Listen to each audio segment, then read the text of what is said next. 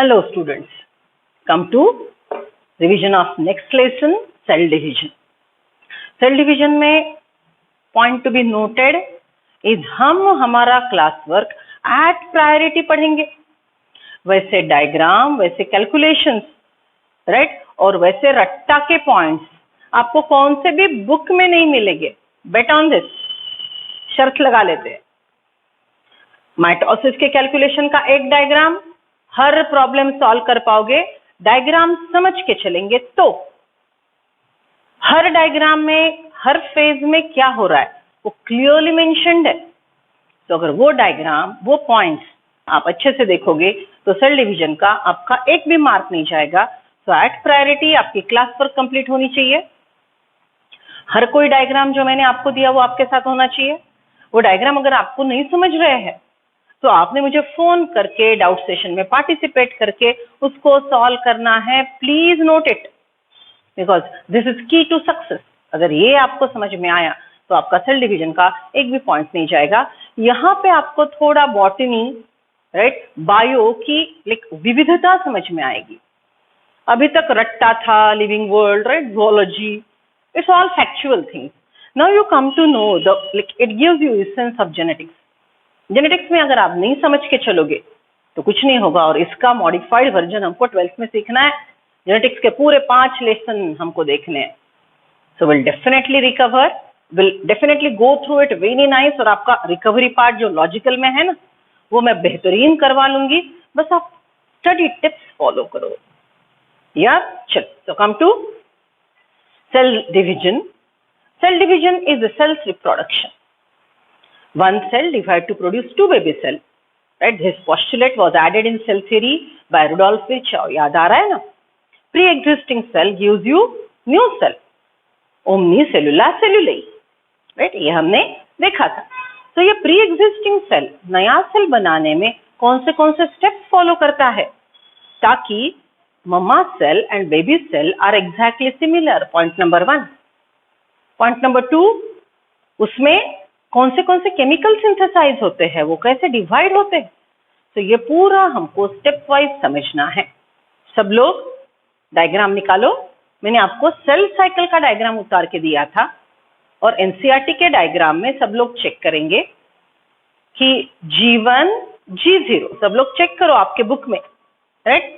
G1 में जो नया बेबी सेल बनता है, हियर इट इज, ये बेबी सेल G0 में जाने के बाद फिर से G1 में एंटर करता है. तो ये पाथवे आपके एनसीईआरटी के डायग्राम में है क्या, ये सब लोग चेक करेंगे. ये सब लोग चेक करेंगे. निकालो आपका क्लास एनसीईआरटी का diagram. Please check it.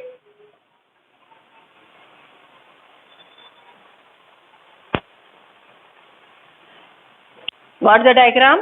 See now. This is total steps. These are the total steps performed by a cell when it undergoes cell division.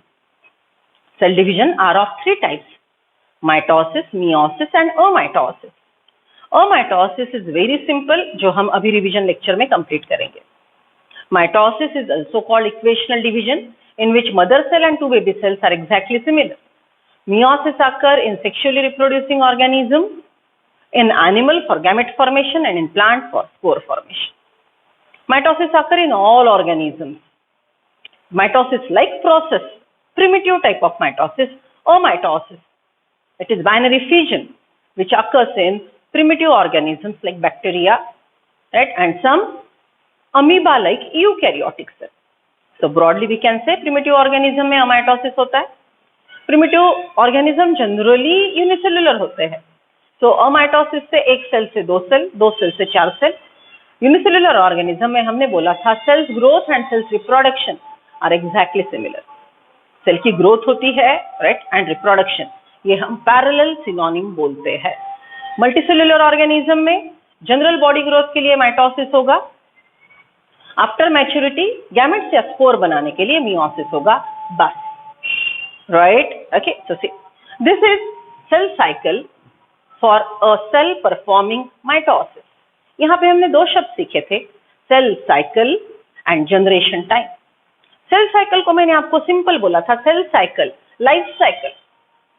अगर आपकी लाइफ साइकिल हमने देखनी है तो आपका न्यूबॉर्न बेबी का फोटो, आप ग्रो हो रहे हो, आप कॉलेज जा रहे हो, राइट, फोटो फोटो फोटो, ऐसे हर बर्थडे के फोटो, ऐसे मैंने अगर सिक्वेंशियली अरेंज किए कोई भी बंदे के, तो इजंट इट लाइफ साइकिल, और लाइफ साइकिल के अंत में एक फोटो आता है, फोटो को हार, याद आ रहा है, right, okay, so that is end of the cycle. So cell cycle, जैसे लाइफ साइकिल है वैसे cell cycle starts with a newborn baby cell. यहाँ पे देखो सिस्टर सेल ड्रॉ की है एनसीईआरटी वालों ने, okay, you get a 2 baby cell sister cell. ये सिस्टर सेल के पास 2 चॉइस है, it can continue the cell division और it can go for G0 phase.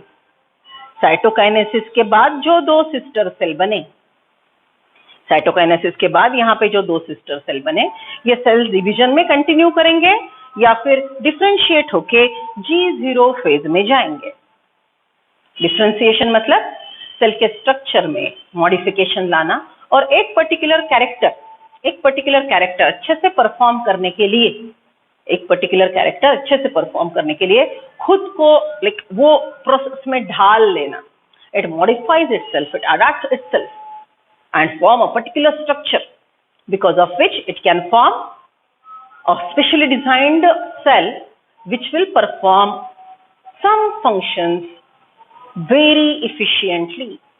जैसे नॉर्मल बेबी सेल डिफरेंशिएट होता है, लंबा नर्व सेल बनता है, मसल सेल फ्लेक्सिबल बनता है, nerve cell nervous impulse transport करता है, लाइक दैट। ओके, प्लांट की बात करेंगे तो सिंपल मेरिस्टेमेटिक सेल डिफरेंशिएट हो गया पैरेन्काइमा में, नॉर्मल सेल में। पैरेन्काइमा ने primary cell wall, secondary cell wall बना ली, बड़ी थिक सेल वॉल बनाई, और अंदर का सेल मर गया, तो अब क्या बचा है? Thick cell wall. So that will be xylem, vessel और trachea, which are dead cells, which are dead cell made up of only cell wall, help in water transportation, right? So that is what is step of differentiation। Newborn baby cell, sister cell, यहाँ पे देखो आपके diagram में, sister cell या तो differentiate होंगे या तो फिर से डिवीजन में जाएंगे। डिफरेंशिएशन को जाने के बावजूद सेल इज डिफरेंशिएटेड, देखो ये डिफरेंशिएटेड G0 सेल, इसको अगर चाहिए कि हाँ मुझे फिर से सेल डिवीजन में आना है, राइट, तो it can reenter in G1, right. So newborn baby cell if decide to divide will enter in G1। A mature cell if again wants to regain the ability to division, it will enter in G1। G1 is also called first gap phase। G1 is also called first gap phase, right? ये पहले वाले mitosis, देखो ये mitotic phase है ना, प्रोमेटा, पहले वाले mitosis के बाद आई ना, ये सेल डिवीजन के बाद आई ना, so it is also called post mitotic gap phase। G1 phase, post mitotic gap phase, right, and first gap phase, right, okay। G1 में न्यूबॉर्न बेबी सेल आया, राइट, या फिर ये मैच्योर सेल भी आ गया, तो वो सेल डिवीजन की ठान के आया है, it has decided that it's undergoing the process of cell division.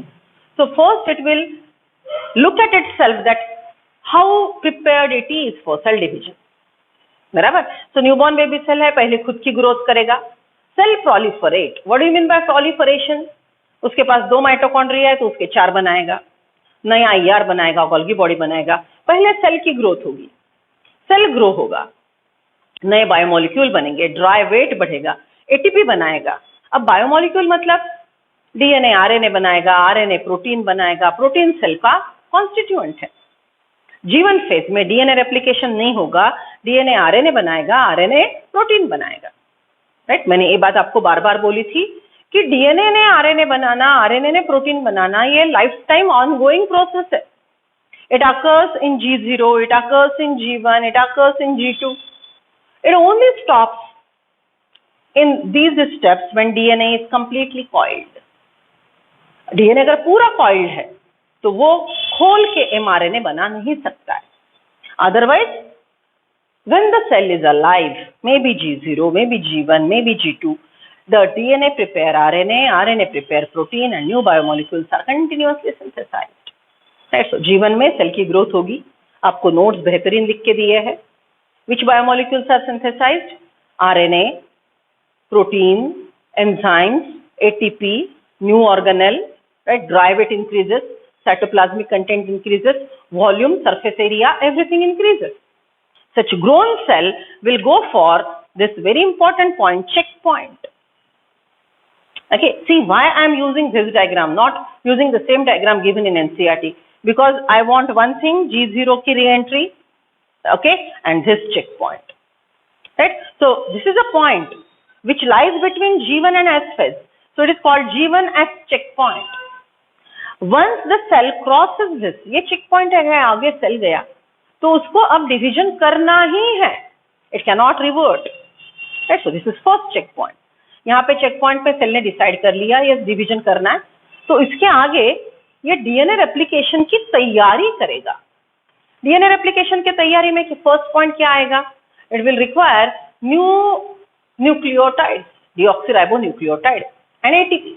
So once it is done, it will enter in very important phase, S phase, synthetic phase, right? S phase, synthetic phase, in which DNA replicates and monad converted to diad. ये terminology पे ध्यान देंगे आप.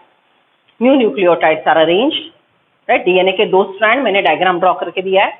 Double stranded DNA ऐसे था, right? Double stranded DNA ये इस प्रकार से coil था, coil छूट गया, इस पे भी नया strand बना, इस पे भी नया strand बना, और हमको 2 बेबी डबल स्ट्रैंडेड डीएनए मिले, right?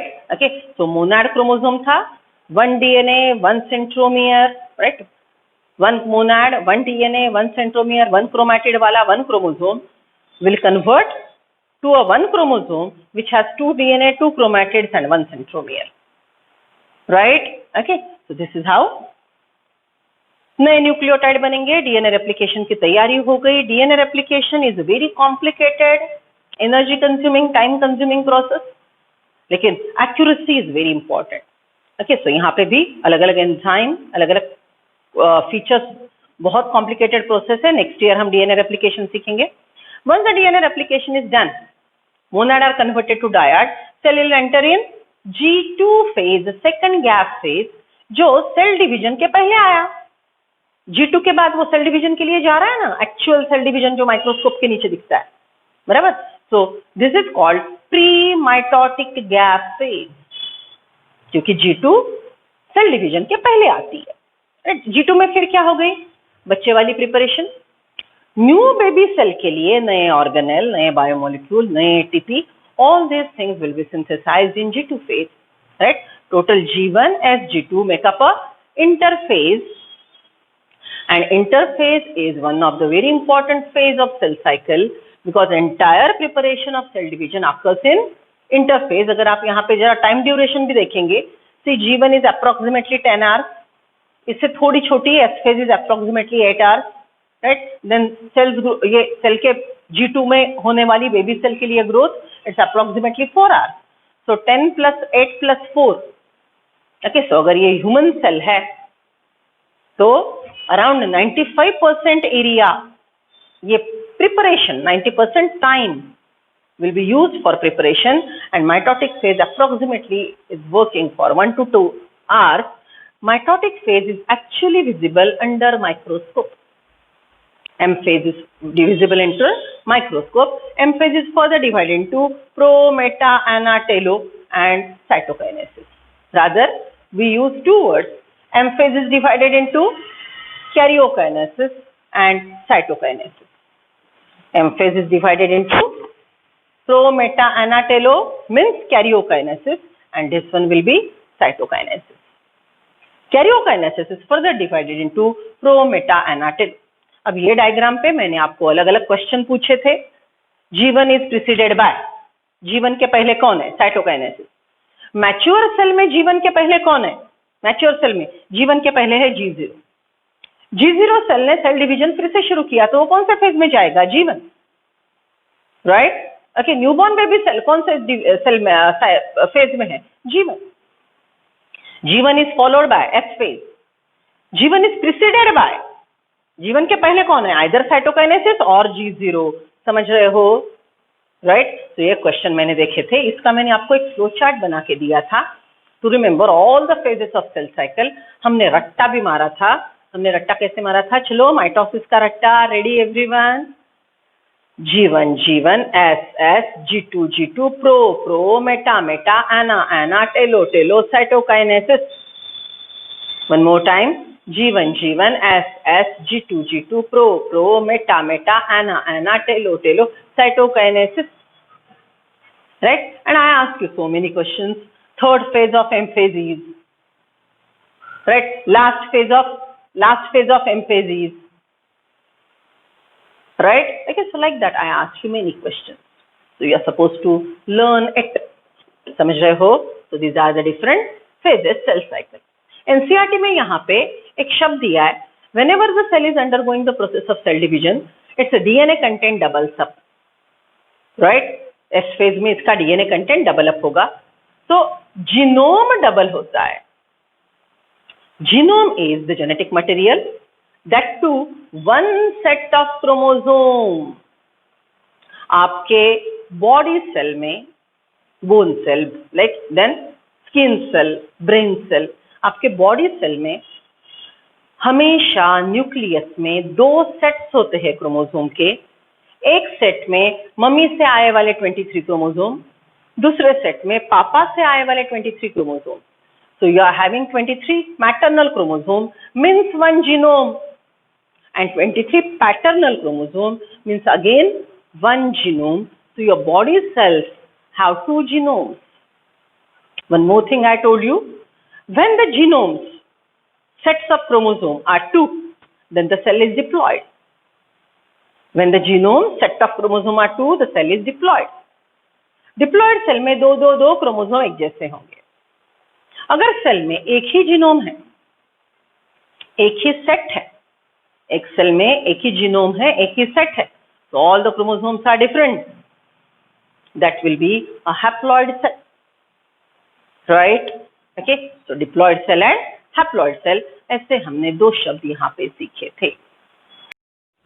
Come to next additional part regarding cell cycle with reference to check point. Okay, मैंने अभी तक आपको एक ही चेक पॉइंट के बारे में बात की थी, that it exist between G1 and S. Right? So actually there are 3 check points. Okay, अब ये एडिशनल पार्ट है, बस रिवीजन में एक एक थोड़े एडिशनल पॉइंट सीखते जाएंगे, तो अंत में पाइल अप नहीं होंगे. बराबर? Right? So see this check point we have discussed which lies between G1 and S. It is very complicated process. Right? यहाँ पे अलग अलग काइनेज, राइट, CDC प्रोटीन्स, ऐसे नाम आपको ऑप्शन में मिलेंगे. अभी हम कोई नहीं सीख लेंगे उसके बारे में. अलग अलग प्रोटीन आके दूसरे से जुड़ जाते हैं और वो स्टिम्युलस देते हैं प्रोसेस आगे जाने के लिए. Right? So first point lies between G1 S. देखो यहाँ पे सिग्नल ड्रॉ किए. Okay, it is red, yellow, green. When it says green then only it proceeds to S. Right? S के बाद G2 में जाएगा. यहाँ पे फिर से एक बार चेक पॉइंट होता है कि क्या सेल में सेक्शन ने पूरी प्रिपरेशन कर ली. ओके, अगर ये फिर से यहाँ पे ग्रीन सिग्नल देगा तो ही ये जाएगा M फेज में. It is called G2M phase. बराबर? And last one lies in M phase कि ये स्पीड कितनी रखनी है, इसको यहाँ पे रोकना है क्या. Right? So that will be in check point of M phase. Understood? Right? Just remember there are total 3 checkpoints. One is G1S, other is G2M, and third lies in M. And very important one is G1 to S checkpoint. That is सबसे important. This diagram is Ratta phases and the total preparation. Right? See, this is total cell cycle. G1, S, G2, M phase हो गया.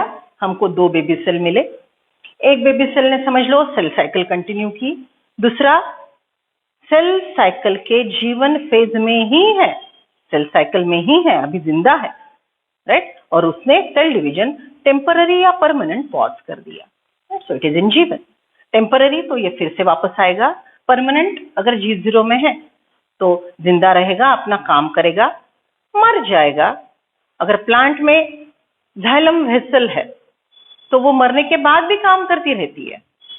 Right? Animals में मरे वाले cell generally हम remove कर देते हैं.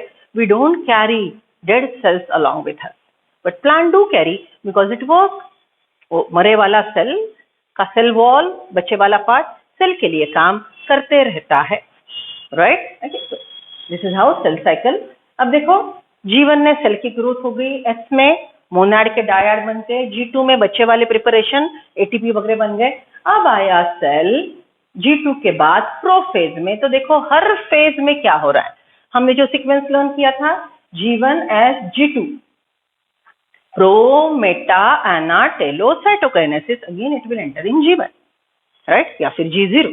चलो G1 में हमको एक्चुअली क्रोमोसोम डायड होंगे लेकिन दिखेंगे मोनाड।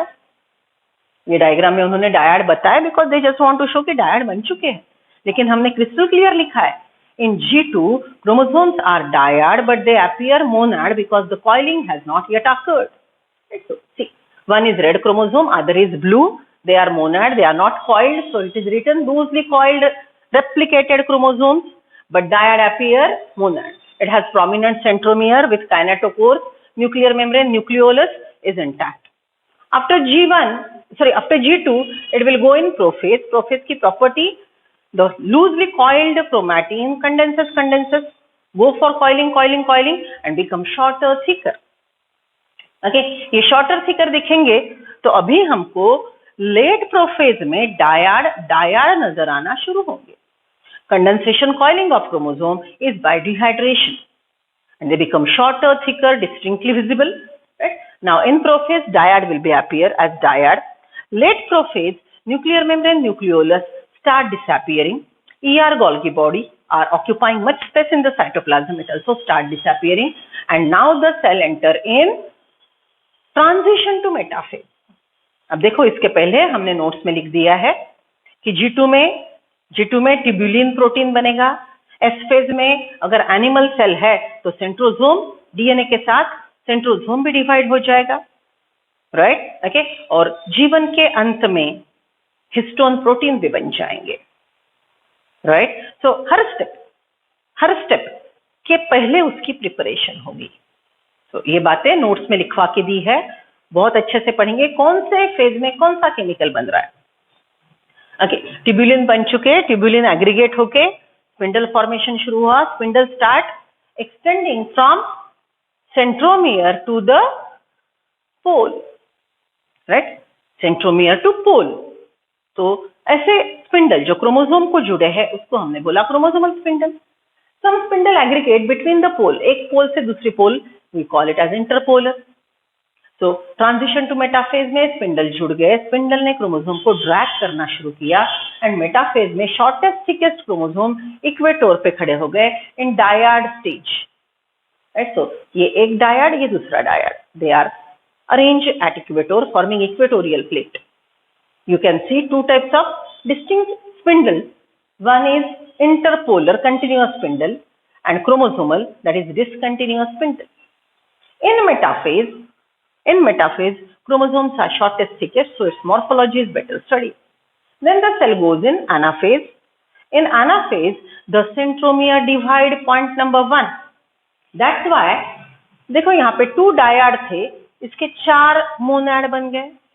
यहाँ पे red 2 sister chromatid, blue 2 sister chromatid, तो रेड 2 सिस्टर क्रोमैटिड के ये 2 डॉटर क्रोमोसोम बन गए, ब्लू 2 सिस्टर क्रोमैटिड के ब्लू 2 डॉटर क्रोमोसोम्स बन गए।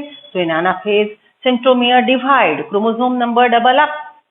इन anaphase centromere divide, chromosome number double up, right, and the chromosomes are now migrating to opposite pole. यहाँ पे हमको जो क्रोमोसोमल स्पिंडल है वो क्रोमोसोम को पीछे पुल करेगा, pull, and the interpolar spindle will help to give support to the poles, right. So as the chromosomes are dragged, their shape is clearly visible. If it is metacentric chromosome, it will appear V shape. If it is submetacentric, it will appear L shape. If it is acrocentric, it will appear J shape. And if it is telocentric, it will appear I shape. When the anaphasic movement is there, anaphasic movement is because of the spindles are pulling the chromosomes towards the pole. During this movement, note that the spindle centromere will be towards the pole. Spindle का centromere pole की तरफ oriented है, right? Okay, so spindles are dragged and arms are towards the equatorial plate. Okay, so anaphase, as I always say, आधी इधर जाओ आधी उधर जाओ, राइट? अच्छा चलो पहुंच गए, टेलो फेज शुरू हो गई. ओके, अब यहाँ पे देखो एक रेड एक क्रोमैटिन, ये दोनों के मॉर्फोलॉजी में अंतर देखो, right? Here what is happening, they are uncoiling, they are dissolving and again becoming long thin threads. Nuclear membrane, nucleolus reappear and the cell undergoes cytokinesis. You are getting two baby cells. Okay, अब थोड़ा compare करके देखना, ये दोनों के nucleus exactly similar है. इसके पास एक रेड क्रोमोसोम, इसके पास एक, इसके पास एक ब्लू, इसके पास ब्लू. ओके, और यहाँ पे अगर जीवन का सेल होता था, हमारे डायग्राम में देख लो, टेलोफेज के अंत में साइटोकाइनेसिस में के बाद जो बने वाले सेल है, ये दोनों सेल एक दूसरे जैसे दिखेंगे और ममा सेल जैसे दिखेंगे. Point one more important thing, right? Mama cell का डिवीजन होके दो सेल बन रहे हैं. ममा सेल अभी सेपरेट बच्चा नहीं है. There is no existence for mama cell. So after one mitosis, you get two baby cells. Okay, फिर यहाँ पे मैंने आपको कुछ formulas लिख के दिए थे. Right? So this is a brief phases as well as the events happening in the cell division mitosis. More details. हमने brief कर लिया, हमने रट्टा मार लिया. More details. See, this is interphasic nucleus. What are the properties of interphasic nucleus? Nuclear membrane is prominently visible, nucleolus is visible, right? And the chromatin material is very long, thin, and is coiled very loosely, so it is appearing very thin. Interphase is divided into G1 and G2. S phase में DNA content double हो गया. तो अगर आप G1 में का nucleus size देखोगे और G2 में, तो G2 में न्यूक्लियस साइज डबल हो चुका है. मोनाड के डायड बन चुके हैं, बट डेंस मटेरियल बढ़ेगा, लेकिन वो नेटवर्क ही रहेगा. नेटवर्क मतलब ऐसी जाली, पूरी जाली बन लेगी इससे. It's all forming network, right? So it is forming network. Here if you observe that the two centrosomes are formed, which are formed in S phase, right? Then once G1 and G2 is done, the cell is going for prophase, right? अब हमने जो बेहतरीन diagram उतारे हैं, उसमें early prophase में हमको monad, dyad appear monad. They are scattered in the nucleoplasm, nucleol membrane, nucleolus, right? Nuclear membrane, nucleolus are prominently visible. Centromere are reaching to opposite pole. Once they reach, the cell is in late prophase. Chromosome condensation is happening in early prophase, mid prophase, late prophase, and now dyad appearing dyad, but still they are scattered in the nucleoplasm, right? Prophase के अंत में nuclear membrane, nucleolus disappear हो गए. तो ये late prophase की diagram है, बराबर. और हर काइनेटोकोर को प्रोटीन कैप प्रोमिनेंटली डेवलप हो जाएगी, राइट? स्पिंडल प्रोटीन ट्यूबुलिन बन चुके हैं. डीएनए का कॉइलिंग हो चुका, तो कॉइलिंग करते वक्त डीएनए ने हिस्टोन को भी यूज कर लिया, राइट? वी डिस्कस डीएनए का पैकेजिंग. हमने डीएनए का पैकेजिंग देखा है. पैकेजिंग में हमने क्या बोला? DNA will coil to produce nucleosome fiber, solenoid fiber, chromatin fiber, chromosome. So ये पूरा प्रोफेज में होगा. Initially it is, while DNA replication it was just DNA, then it coiled to produce nucleosome fiber. Nucleosome fiber कैसे मैंने बोला? Histone के football पे DNA coil हो रहा है, राइट? फिर वो हिस्टोन प्लस फुटबॉल फिर से एक दूसरे के साथ कॉइल होगा. Nucleosome fibre again coil to produce solenoid. Solenoid again formed to form chromatin, and chromatin ultimately coiled to form the shortest, thickest chromosome, dyad appear dyad. तो कौन से प्रोटीन के नाम लिए हमने? डीएनए कॉइलिंग के लिए हिस्टोन, स्पिंडल बनाने के लिए ट्यूबुलिन, राइट? स्पिंडल फाइबर बनाने के लिए ट्यूबुलिन, बराबर. सेंट्रोसोम भी बन चुके, सेपरेट हो चुके, और सेंट्रोमियर पे प्रोटीन क्या पा चुके? That is kinetochore. Transition to metaphase में ट्यूबुलिन प्रोटीन एक दूसरे को जुड़ते जाएंगे, स्पिंडल बनते जाएंगे. वो काइनेटोकोर के कैप को, सॉरी, सेंट्रोमियर के कैप काइनेटोकोर को जुड़ जाएंगे, and chromosomes will be dragged at equator, right? So see here only chromosomal spindles are shown to avoid the confusion, बराबर. So see all are arranged at equator, the centromeres are in one plane, right? And this is called equatorial plate. Chromosomes are shortest, thickest. Its morphology is better studied in metaphase. Right? These are the chromosomal spindle. ये diagram में interpolar spindle नहीं draw किए हैं. Chromosomal spindle के बीच में chromosome आ गया तो इसको हम डिसकंटिन्यू होते हैं ऐसा बोलेंगे. तो this is a discontinuous spindle. अब ये स्पिंडल जैसे कॉन्ट्रैक्ट करना शुरू करेंगे, राइट, एक्चुअली ये पीछे से टूटना शुरू होते हैं. Chromosomal spindle doesn't, it's not flexible, it's not elastic. Right, समझ लो ये 1 2 3 4 5 ट्यूबुलिन का बना है. तो ये लास्ट वाला ट्यूबुलिन निकल गया, ये लास्ट वाला ट्यूबुलिन निकल गया, तो ये धीरे धीरे धीरे शॉर्ट होता जाएगा. जैसे जैसे शॉर्ट होगा तो ये प्रेशर क्रिएट करेगा और ये दो क्रोमोसोम जो एक दूसरे के साथ खड़े थे वो एक दूसरे को छोड़ के माइग्रेट होना शुरू हो जाएंगे. Right, so this is how the diagram is showing you crystal clear. See, green dyad के green 2 monad daughter chromosome, pink dyad के पिंक 2 मोनैड. यहाँ पे क्रोमोसोम मॉर्फोलॉजी देखना. Right, this green is submetacentric, pink इसका homolog है, that is again submetacentric. ये green छोटे का ये पिंक होमोलॉग है. होमोलोगस क्रोमोसोम मतलब मॉर्फोलॉजिकली अलाइक. यहाँ पे कलर कोड देखना, पिंक को मैटरनल क्रोमोसोम बोला है और ग्रीन को पैटर्नल. मतलब हर पेयर में से यहाँ पे देखो या यहाँ पे देखो, राइट, ये हर पेयर में से पिंक वाला मम्मी ने दिया है, ग्रीन वाला father. So they are maternal paternal chromosome, one coming from mother, other coming from father. They are morphologically alike but not paired because it is mitosis. Mitosis में homologous chromosome pair नहीं करते, अपनी अपनी जगह condense होते हैं, अपने अपने मेटाफेज में आके इक्वेटर पे अरेंज हो जाते हैं. Maternal paternal chromosome never pair in mitosis. There is no crossing over. Please note.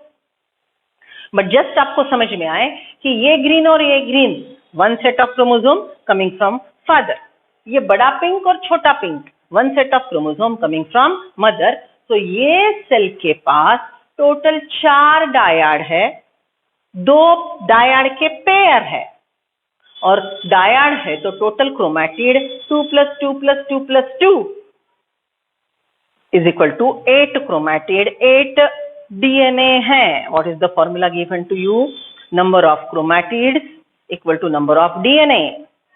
Number of chromatid equal to number of DNA and number of centromere equal to number of chromosome. यहाँ पे देखो centromere कितने हैं, ये kinetochore है. हाँ, ये centromere नहीं है, गलती करेंगे, कभी कभी डायग्राम बेस्ड क्वेश्चन आते हैं. Right, so these are the kinetochores. यहाँ पे ये सेंट्रोमियर है. राइट, सो देखो ये दोनों डायड का मिला के या फिर यहाँ पे सेंट्रोमियर 1 2 3 4, कितने सेंट्रोमियर है? 4. कितने काइनेटोकोर है? 8. ओके, यहाँ पे कितने डायड है? 4. क्रोमोसोम कितने हैं? 4, क्योंकि 1 dyad is 1 chromosome. 1 dyad 1 centromere 1 chromosome. तो यहाँ पे 4 सेंट्रोमियर है, 4 डायड है, 4 chromosome. Each centromere has 2 kinetochore. तो ये डायग्राम में उन्होंने काइनेटोकोर बताया लेकिन सिमिलर नजर आ रहे, कंफ्यूज मत होना.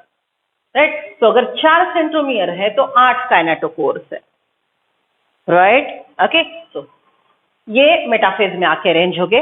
एनाफेज में सेंट्रोमियर डबल अप हुए तो 4 सेंट्रोमियर के, ये 4 सेंट्रोमियर के 8 सेंट्रोमियर बन गए और 4 डायड के 8 मोनैड बन गए. कैलकुलेशन के लिए डायग्राम समझने के लिए आसान है. आपको कभी कभी प्रोपोर्शन पूछेंगे. What is proportion? Look at this. See, if they say what is the ratio of chromosomes in pro, meta and ana. okay, देखो यहाँ पे कितने हैं हमारे पास? 4 क्रोमोसोम. मेटा में कितने हैं? 4. सो 4:4. एना में कितने हो गए? 8.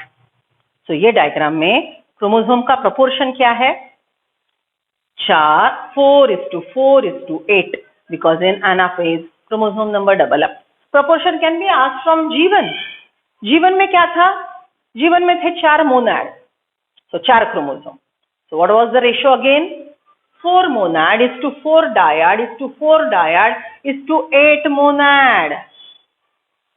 They can ask you ratio of chromosomes in different phases. They can ask you ratio of centromere is to DNA. देखो, प्रोफेज में सेंट्रोमियर 4 और क्रोमैटिड 8, तो यहाँ पे रेशियो है सेंट्रोमियर 4 क्रोमैटिड 8, यहाँ पे भी रेशियो है सेंट्रोमियर 4 क्रोमैटिड 8, और यहाँ पे रेशियो रहेगा सेंट्रोमियर 8 क्रोमैटिड 8 बराबर। बस बार बार बोलना चाहूंगी कि मेटाफेज में ये सेंट्रोमियर के व्हाइट कलर के काइनेटोकोर है। 1 centromere has 2 kinetochores. 1 centromere has 2 kinetochores, right? तो रट्टा मार लो सब लोग, कौन से फेज में क्या हो रहा है। एनाफेज के बाद the cell will go for cytokinesis, telophase. In telophase, one cell will be having 2 identical nuclei. Nuclear membrane, nucleolus reappear, right? Okay, जैसे ही सेल एनाफेज कंप्लीट करने लगेगा, राइट, एनाफेज के अंत में जाएगा, टेलोफेज शुरू कर रहा है। ओके, ये फेज में यहाँ पे जो टूटे वाले ट्यूबुलिन के स्पिंडल थे, टूटे वाले स्पिंडल के ट्यूबुलिन थे, ये यहाँ पे आके सेंट्रोप्लेट बनना शुरू करेंगे। अगर वो प्लांट सेल है तो tubulin start aggregating here. That first structure formed by aggregation of tubulin is called phragmoplast, right? Then vesicles of Golgi body will aggregate, condense there, it will form cell plate, and ultimately calcium magnesium plate will be formed, and this complete plate will develop here.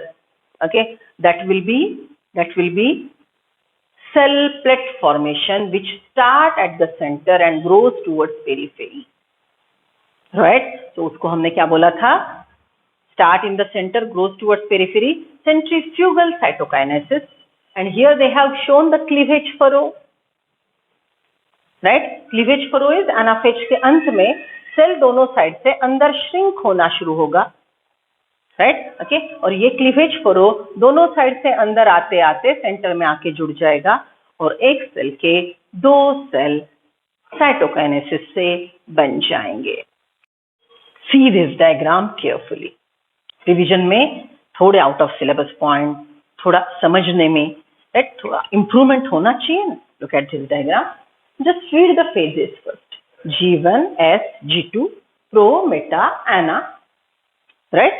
Okay, and after telophase you will get 2 nuclei and again the cell will enter in G1 after cytokinesis. Mitosis की diagram है। ये diagram सिर्फ DNA का packaging, condensation बता रही है। अगर आप माइक्रोस्कोप के नीचे सच में क्रोमोसोम देखेंगे तो आपको इस प्रकार का कंडेंसेशन दिखेगा। जीवन में, राइट, जीवन में देखो आपको एक सेंट्रोमियर और लंबा डीएनए दिखाई दे रहा है। They are talking about 1 chromosome. ये पूरे डायग्राम में वो एक ही क्रोमोसोम की बात कर रहे हैं। See, this is 1 centromere, 1 chromatid which is very long, thin, scattered in the nucleoplasm, right? So this is 1 chromosome, 1 DNA, 1 centromere, monad in G1. जैसे ही ये S फेज में गया, मोनाड का डायड हो गया। जैसे ही ये S फेज में गया, मोनाड का डायड हो गया, राइट। डायड हुआ तो फिर भी 1 centromere, 2 DNA, 2 chromatid. So DNA content double up, chromosome number remain same. DNA content double up, chromosome number remain same, बराबर। ये भी एक क्रोमोसोम है मोनाड, ये भी एक क्रोमोसोम है डायड। अब जैसे ही ये G2 में जाएगा, थोड़ा पैकेजिंग शुरू हो गया, सेल ने बाकी की तैयारी कर ली। अब G2 के बाद ये आएगा प्रोफेज में। देखो कॉइलिंग कैसे बढ़ रहा है। ओके, यहाँ तक ये दोनों थ्रेड इतने नजदीक थे कि ये एक्चुअली है डायड, लेकिन आपको माइक्रोस्कोप के अंदर मोनाड ही दिखेगा क्योंकि लॉन्ग थिन एक दूसरे के नजदीक है। मैंने बोला था 2 बाल, देखो ये एक, इतने नजदीक रखे आपने और मैग्नीफाई कम किया अगर माइक्रोस्कोप को, तो आपको ये स्टेज में G2 में मोनाड और डायड में अंतर ही नहीं समझेगा। लेकिन प्रोफेज में जैसे ही वो थिक शॉर्ट होते हैं तो आपको डायड नजर आना शुरू हो जाएंगे, राइट। आपको डायड, सच में डायड नजर आना शुरू हो जाएंगे।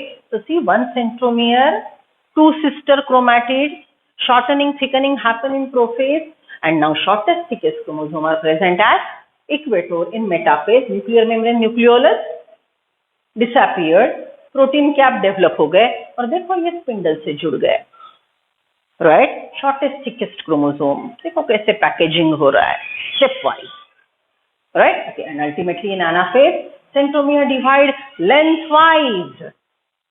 सेंट्रोमियर ये अगर ऐसे ट्रांसवर्स डिवाइड होता था तो ये सेम दो क्रोमैटिड, ये एक क्रोमैटिड, ये दूसरा सिस्टर क्रोमैटिड, बराबर. यहाँ पे अगर रेस्पिरेशन का जीन है तो यहाँ पे भी रेस्पिरेशन का जीन है, यहाँ पे अगर डाइजेशन का जीन है तो यहाँ पे भी डाइजेशन का जीन है. अगर क्रोमोसोम लेंथवाइज डिवाइड हुआ तो हर बेबी सेल में एक डाइजेशन का जीन, एक रेस्पिरेशन का जीन जाएगा. लेकिन सेंट्रोमियर अगर ऐसा डिवाइड हुआ ट्रांसवर्स, तो दोनों रेस्पिरेशन के जीन एक सेल में, दोनों डाइजेशन के जीन दूसरे सेल में. जिसके पास सिर्फ डाइजेशन के जीन गए वो रेस्पायर कैसे करेगा? जिसके पास सिर्फ रेस्पिरेशन के जीन गए वो डाइजेशन एंजाइम कैसे बनाएगा? Are you getting that? So this transverse division of nucleus, sorry, transfer division of centromere is very much essential for division of the chromosome equally. Two sister chromatid gives two identical monad daughter chromosome, and in anaphase they start moving to opposite pole, reach to opposite pole, and ultimately you get telophase and cytokinesis. Last part, significances of mitosis. Equational division कहाँ कहाँ पे होता है? General body growth के लिए equational division होता है, right. General body growth, आपकी हाइट बढ़ रही है, राइट, आपकी बोन साइज बढ़ रही है, इजंट इट. जनरल आप बच्चे थे, अब यंग बन रहे हो, माइटोसिस हो रहा है, राइट. जनरल बॉडी ग्रोथ, नए स्किन सेल बन रहे, फ्रैक्चर हो गया, नए बोन सेल बनेंगे, बराबर. This is all for general body growth. One more thing, wear and tear. आज अगर 10 सेल मर गए तो नए 10 सेल बनेंगे, आपकी बॉडी कॉम्पेंसेट करेगी, नए सेल बनाती रहेगी, that is wear and tear. Wound healing, अगर आपको कुछ बॉडी में वुंड हो गया तो wound healing will be done by mitosis, isn't it. Vegetative growth, vegetative reproduction, both occur by mitosis in plant. Stem cutting से प्लांट बना रहे हो, रूट कटिंग से प्लांट बना रहे हो, माइटोसिस हो रहा है, right. Then surfaces to volume ratio निकालो क्लास वर्क. अगेन न्यूक्लियस के अंदर छोटा सेल कंट्रोल में रहता है, अगर बहुत ज्यादा बड़ा सेल बन गया तो न्यूक्लियस टू साइटोप्लाज्म रेशियो अगर बढ़ गया तो माइटोसिस होगा. न्यूक्लियस टू वॉल्यूम रेशियो बढ़ गया तो भी माइटोसिस होगा. So mitosis occur for maintenance of the body, for growth of the body and maintaining the metabolic reactions normal. अब अमाइटोसिस, जो माइटोसिस जैसा है लेकिन प्रिमिटिव है. सिंपल भाषा में बोला जाए, माइटोसिस में क्या होता है? What happened in mitosis? Okay, in mitosis the chromosome coil systematic, chromatin coil systematically to form chromosome, nuclear membrane, nucleolus disappear, spindle formation occurs, right. All these systematic steps are not performed by a cell performing amitosis. अमाइटोसिस में cell का nucleus abruptly divide होता है, abruptly divide होता है, और जो baby cell बनेंगे वो जेनेटिकली इक्वल होने की शक्यता बहुत कम होती है. और जब रैपिड सेल डिवीजन चाहिए तो अमाइटोसिस कभी कभी हायर ऑर्गेनिज्म में भी दिखता है. So amitosis is not systematic, no condensation, packaging of chromatin material, no chromosome formation, haphazard division, spindle formation doesn't occur. If nuclear membrane is there, like in amoeba, it will continue along the process of cell division and nucleus divide, one nucleus divide to produce two baby nuclei, right? And it is a fast, rapid cell division in which genetic problem, genetic derangement can be introduced at higher rate. This is amitosis.